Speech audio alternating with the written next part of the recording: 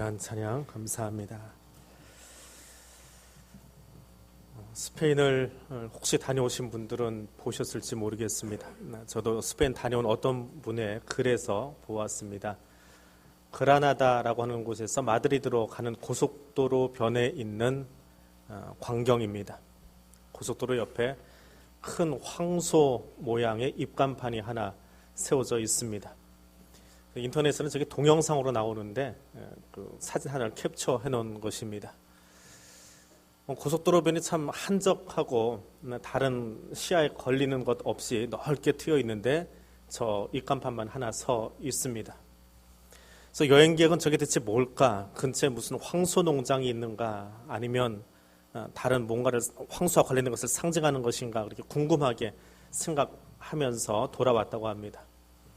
귀국한 뒤에 저 입간판과 관련된 글들을 찾아보니까 포도주 관련 회사의 광고 게시판이랍니다. 근데 황소가 되어 있지요. 원래는 저 고속도로 변에 굉장히 많은 광고판이 널려 있었는데 스페인 정부에서 고속도로 주변이 너무 지저분하다. 그래서 강제로 입간판들을 철거하기 시작했답니다. 근데 관광객들이 지나가다가 또 스페인 하면 떠오르는 것이 투의 나라인데 황소 입간판을 왜 치우냐? 관광객들이 항의를 해가지고 죄만 남았다고 합니다. 형평성에는 굉장히 어긋나는 일이지요.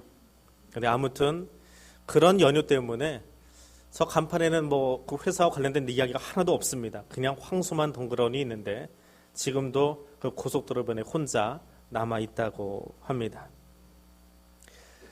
성경 66권을 읽다 보면 여성의 이름으로 되어진 책 2권을 만나게 됩니다. 하나는 룻기이고 하나는 에스더입니다. 이 에스더라고 하는 책 속에는 하나님의 가장 적절한 시기에 가장 적절한 방법으로 적당한 사람을 그 자리에 세워서 일하고 계시는 것을 볼 수 있는 책입니다. 그리고 하나님이 얼마나 구체적으로 사람의 역사 속에 개입하셔서 함께 하시는지를 보여주고 있기도 합니다. 그래서 마치 한 편의 드라마를 보는 것과 같은 그런 책의 내용이 쓰여져 있습니다. 에스더의 원래 이름은 하닷사, 아름다운 나무라고 하는 뜻인데 그 사람이 에스더가 된 것은 아하수에로 왕의 왕비가 된 다음에 그 나라 말로 별이라는 뜻의 에스더라고 바뀌게 되어 있습니다. 그래서 히브리어 성경을 비롯해서 다른 많은 성경들이 다 이 책의 이름은 에스더라고 부르고 있습니다. 자, 성경에는 여러 곳에서 하나님의 음성이 들립니다. 우리가 지난주에 묵상했던 것처럼 나무 뒤로 숨어버린 아담과 하와에게 내가 어디 있느냐 물으시고 동생을 죽인 가인에게 찾아가셔서 내 아우 아벨이 어디 있느냐라고 물으십니다. 하나님은 이 질문들을 통해서 각자의 시대를 살아가는 사람들에게, 성도들에게 하나님의 백성으로서 자신이 처한 역사적인 상황 가운데에서 그들의 책임이 무엇인가를 물어보고 계십니다. 그런데 에스더서에는 하나님이 등장하지 않습니다. 그런 이유로 해서 많은 성서학자들이 이 책을 과연 정경 속에 넣어두어야 하는가 고민을 참 많이 한 책입니다. 근데 하나님은 보이지 않지만 등장인물들 하나하나를 통해서 하나님이 원하시는 질문과 답을 다 보여주고 있습니다. 그 질문이 무엇일까요? 에스더서는 주전 8세기경부터 이야기가 시작되어집니다. 북이스라엘 사람들이 아수르의 사람들에 의해서 끌려가서 메대라고 하는 곳에 이르게 됩니다. 열왕기하 17장의 이야기입니다. 자, 이곳에 머물렀던 사람들이 주전 539년에 바벨론에 의해서 또다시 멸망을 당합니다. 그리고 바벨론 왕 느부갓네살은 여기 메대에 있던 유대인들을 좀 더 멀리 수산이라고 하는 곳으로 옮겨 놓습니다. 바로 이때에 에스더와 모르드게가 수산까지 이사가게 되었을 것이다 라고 여겨집니다. 근데 그렇게 이주하게 되고 얼마 지나지 않아서 다시 바벨론은 페르시아 제국, 성경에는 바사 제국이라고 나오는 그 나라에게 멸망을 당하고 납니다. 아수르에게 멸망당하고 바벨론에게 끌려가고 페르시아에서 다시 지배를 당하게 되는 그런 배경 속에 유대인들이 살고 있습니다. 그런데 바로 이 어간에 또 다른 움직임이 하나 있는데, 고대 근동 지역에 있던 수백만의 유대인들이 주전 537년에 스룹바벨과 예수아를 따라서 5만 명의 사람들이 조국으로 돌아가서 제2의 성전, 스룹바벨 성전을 건축하게 되는 이야기가 등장합니다.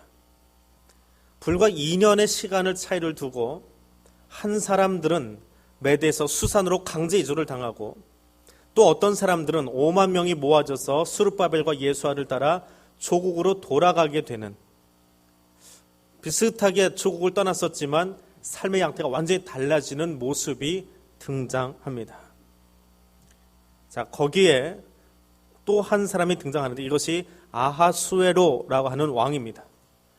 역사가인 헤로도투스라고 하는 역사가의 기록에 의하면 이 사람은 변덕이 아주 심하고 잔인한 독재자였다라고 등장을 합니다. 그런데 이 사람이 그리스를, 유럽을 정벌하려고 나섰다가 전쟁에 실패하고 귀국합니다. 자, 국가 병력을 다 동원해서 전쟁을 일으켰다가 실패한 왕의 다음 모습은 어떨까요? 후궁들과 환락에 빠집니다. 왕후를 폐위하고 새로운 왕후를 들입니다. 그것이 이 복잡한 국제정세 속에, 그리고 조국으로 돌아가지 못한 수산에 남아있는 이스라엘 백성들 사이에, 그리고 거기 에스더의 삶이었습니다. 전쟁의 실패로 광기에 어린 왕 아하수에로, 그를 아주 똑 닮은 사람이 하나 더 등장을 하는데 하만이라고 하는 사람입니다. 이 하만의 계략에 의해서 에스더의 또 다른 이야기가 흘러갑니다. 그런데 그 하만의 계략이 국가를 위태롭게 하고 힘겹게 합니다. 그런데 이 하만의 모습과 비교해서 모르드게는 이 국가가 존립하기를 요청하고 있습니다. 그러다 보니까 정치적으로 하만과 모르드게는 정적이 될 수밖에 없고, 하만은 이 모르드게를 제거하기 위해서 모르드게의 약점을 찾아다니기 시작합니다. 그러다가 이 모르드게가 유대인이고 하나님만을 섬긴다라고 하는 것을 알고는 그의 계략을 통해서 유대인 전체를, 그리고 구체적으로는 모르드게를 제거하기로 마음을 먹습니다. 전쟁에 실패한 왕, 그래서 사람들로부터 인기가 이미 떨어져 버린 이 왕의 마음 한켠에는 뭐가 남아있을까요? 사람들이 자기가 아닌 다른 누군가에게 절하고 그를 숭배하는 것에 대해서 탐탁하게 여기지 않을 겁니다. 그것을 잘 아는 하만의 계략이 왕에게 통합니다. 누구든지 왕에게 절하지 않으면 다 죽이도록 합시다. 사탄은 그렇게 우리 안에 있는 자격지심, 곧 열등감을 자극하고 아주 그럴듯하게 포장해서 다른 사람들을 아프게 하도록 만들어 놓습니다. 하만의 계략은 적중했고, 그리고 왕의 명령에 거역하는 자는 모두 다 죽게 칙령이 반포되어집니다. 겉으로는 유대 민족이 절대 절명의 위기 속에 놓이게 되어집니다. 아하수에로 왕 때에 이스라엘은 어두운 밤을 지나고 있습니다. 사탄이 틈을 타서 그럴듯한 명분을 가지고 위기 상황을 연출합니다. 그 시간에 하나님의 마음이 모르드게를 통해서 들립니다. 지금 내가 거기 있는 이유가 무엇이냐? 이 질문은 비단 에스더만이 아니라 모르드게와 에스더, 이스라엘 백성들, 그리고 오늘 이 시대를 살아가는 우리 모두를 향한 하나님의 질문입니다. 민족의 위기 앞에, 공동체의 위기 앞에, 가정의 위기 앞에 너는 지금 뭐 하고 있느냐고 물으십니다. 여러분은 지금 이 민족의 위기 앞에서, 세계가 테러의 공포에 쌓여있는 이날 아침에 위기 앞에서 어디에 있으십니까? 그래서 지금 무엇하고 계십니까? 아하수에로 왕 때에 이스라엘은 어두운 밤을 지나고 있습니다. 또 한 사람 에스더는 어디에 있습니까? 그녀는 왕후가 되어서 수산궁에 편안히 거하고 있습니다. 아무리 구중궁궐이라고는 하지만 세상 돌아가는 모습도 알지 못한 채 사촌 오빠인 모르드게가 하만의 계략을 알려주기 전까지는 아무것도 알지 못한 채 남아 있습니다. 남편인 아하수에로가 국가 정책을 무엇을 펴는지 관심도 없습니다. 하만의 간교한 계략에 속아 넘어가도 관심이 없었습니다. 그가 말살하려는 사람들이 자기의 동족인 유대인임에도 불구하고 그곳에 관심이 없었습니다. 아하수에로는 단지 내 마음과 맞지 않는다는 이유로 유대인들을 다 진멸하려고 작정하고 있습니다. 여러분, 이 일은 유대인에게도 어둠의 사건이지만 실정을 거듭하고 있는 아하수에로, 에스더의 남편에게도 위기 상황입니다. 제국의 안녕과 질서는 백성에게서 나오게 되어 있습니다. 그런데 아하수에로는 알지 못합니다. 그리고 그의 아내인 에스더조차 알지 못했습니다. 왜? 남편과 아내가 30일 동안 얼굴을 마주한 적이 없기 때문에 그렇습니다. 그저 에스더는 왕후의 위치에서 편안한 삶을 살고 있었습니다. 그 모든 위기 상황 가운데 하나님의 마음이 사촌오빠인 모르드게를 통해서 전달되어집니다. 세상의 어둠 가운데 있지만 내가 너를 이 땅에 보낸 것은 하다사가 아니라 에스더로 살아가기를 원해서, 별로서, 빛으로서 살아가기를 원해서 이름을 바꿔 놓았는데 그 이름값을 감당하라고 하나님이 요청하고 있는 것입니다. 하나님은 오늘 저와 여러분을 이 땅곳에서 구별하여서 그리스도인으로 살아가기를 요청하고 계십니다. 이 땅에서 소금과 빛의 사명을 감당하라고 요청하고 계십니다. 그리고 그 이름을 감당하고 있냐고, 그 이름값 감당하고 있느냐고 물으십니다. 현실에 안주하며 살아가고 있던 에스더에게 사촌오빠의 통곡 소리가 들립니다. 온 유다인들이 금식하고 울부짖는 소리가 들립니다. 죽음 앞에서 죽음이 두려워서 울고 있는 것이 아닙니다. 모르드게의 울음은, 유다인의 울음은 어두워진 그 땅을 향한 하나님의 아픔의 눈물입니다. 하나님의 마음의 표현입니다. 하나님은 이미 그 땅을 향한 놀라운 계획을 준비해 놓고 계시지만 그것을 알지 못한 채 자기 계략이 최우선인 줄 알고 살아가고 있는 하만에게, 가정이 깨어진 것도 알지 못하고 살아가고 있는 아하수에로에게, 편안하게 구중궁궐에 앉아있는 에스더에게 그분의 눈물을 보여주고 계신 겁니다. 에스더가 시녀와 내시들을 보내서 모르드게의 옷을 갈아입히려고 합니다. 금식을 그치게 하려고 합니다. 그랬더니 모르드게가 하만이 세운 유대인 말살 정책에 대해서 알려줍니다. 어떻게 알았는지 모르지만 7절 말씀에 나오는 것처럼 유다인을 멸하기 위해서 하만이 구체적으로 왕에게 바친 뇌물의 액수까지도 일러주었다라고 이야기합니다. 그리고 에스더에게 그 민족의 구명을 위해서, 특별히 유다 민족의 구명을 위해서 힘써줄 것을 요청합니다. 에스더는 자신이 왕에게 부름받지 못한 지가 한 달이 넘었다고 이야기합니다. 그리고 법도는 왕이 부르지 않으면 아무도 나아갈 수가 없음을 이야기합니다. 머릿속에 왜 그 생각이 떠올랐을까요? 자기가 왕후가 되기 전에 광기 어린 왕이 자기 마음에 맞지 않는다고 전처를 폐위시켜버린 사건을 기억하기 때문에 그렇습니다. 왕의 심기를 건드렸다가 폐위당해버린 전 왕비의 모습이 에스더에게서 떠올랐을 겁니다. 그때 모르드게가 에스더에게 말합니다. 내가 왕후의 위를 얻은 것이 이때를 위함이 아닌지 누가 아느냐라고 묻습니다. 너는 말할 없이 잠잠할 수 있는지 모르지만 유대인은 다른 데로서 말미암아 구원을 얻고 너와 내 집은 멸망받으리라. 모르드게를 통해서 들린 질문이 무엇입니까? 그 질문은 에스더의 안주하고 있는 삶의 기반을 흔들어 놓는 질문입니다. 하나님의 섭리와 목적에 대해서 그리스도인이 깨어 있을 것을 요청하는 질문입니다. 하나님의 계획에 대해서 분명한 확신을 가지지 않으면 아무리 사촌 오빠라 할지라도 왕후가 되어진 자기 여동생에게 던질 수 없는 질문입니다. 모르드게는 사촌 여동생인 에스더에게 그리고 오늘 우리에게 하나님의 말씀을 그렇게 옮겨주고 있습니다. 지금 내가 거기 있는 이유가 무엇이냐 묻고 계십니다. 위기의 상황 앞에서 편안히 안주하던 상황 앞에서 질문이 주어집니다.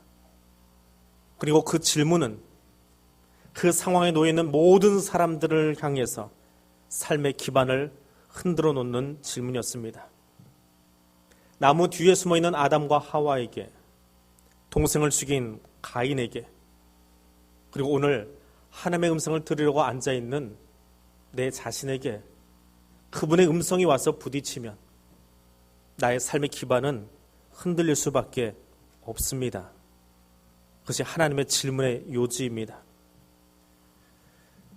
사실 에스더서는 저도 잘 설교를 하지 않는 대목입니다. 주일 낮에 설교 본문으로 잡기는 10여 년 만에 처음입니다. 왜냐하면 에스더서는 너무 뻔한 스토리를 가지고 있어서 그렇습니다. 늘 똑같은 이야기이기 때문에. 그래서 똑같은 이야기를 반복하기 싫어서 어쩌면 본문을 자꾸 피했는지도 모릅니다. 근데 이 본문을 그렇게 옆에다 놓아두고 매일 쳐다보았습니다. 그리고 지난 주간에 이 본문을 다시 바라보면서 에스더서에는 그 뻔한 이야기가 아니라 하나님이 다시 한번 내 삶의 자리를 흔들고 계시는 그 소리를 듣게 되었습니다. 에스더도 예외가 아니고 저도 우리 모두도 예외가 아닙니다. 너는 왕후의 자리에서, 너는 목사의 자리에서, 너는 장로의 자리에서, 너는 권사의 자리에서, 너는 집사의 자리에서, 아니 너는 그리스도인의 자리에서 지금 뭐 하고 있느냐고, 거기 있는 이유가 무엇이냐고 물어오고 계십니다. 그리고 그 질문에 답을 해야만 합니다. 한편으로는 이방 나라에서 생활해야 되는 에스더는 늘 위기 속에 살 수밖에 없습니다. 에스더와 유대인은 바사제국 안에서는 늘 이방인이기 때문에 그렇습니다. 저와 여러분은 이 땅에서 이방인으로 살아가는 존재입니다. 나그네로 살아가는 존재입니다. 그것은 늘 또 다른 긴장과 위기 상황을 가져올 수밖에 없습니다. 이 땅의 주인인 양 행세하고 있는 하만과 같은 존재, 사탄의 존재들이 교회를 향해서 우리의 그리스도인됨을 향해서 계속하여 질문하고 공격하고 있기 때문에 그렇습니다. 또 한편으로는 5만 명에 속하여 이미 고고로 돌아가 버린 자기 동족들에 비해서 나는 아직도 이 땅에 남아있기 때문에 그렇습니다. 편안하긴 하지만 뭔가 이 땅에서의 또 다른 삶이 있는데 그 의미를 찾지 못한 채 오래되어진 나의 직분, 오래되어진 나의 그리스도인의 이름, 오래되어진 나의 평범한 삶 속에서 어떤 질문도 받지 않은 채 그렇게 살아가고 있습니다. 고향을 잊어버린 지가 너무 오래되었습니다. 마땅히 돌아가야 될 천국의 법에 대해서 잊어버린 지 너무 오래되었습니다. 그에게 하나님이 모르드게를 통해서 다시 질문하십니다.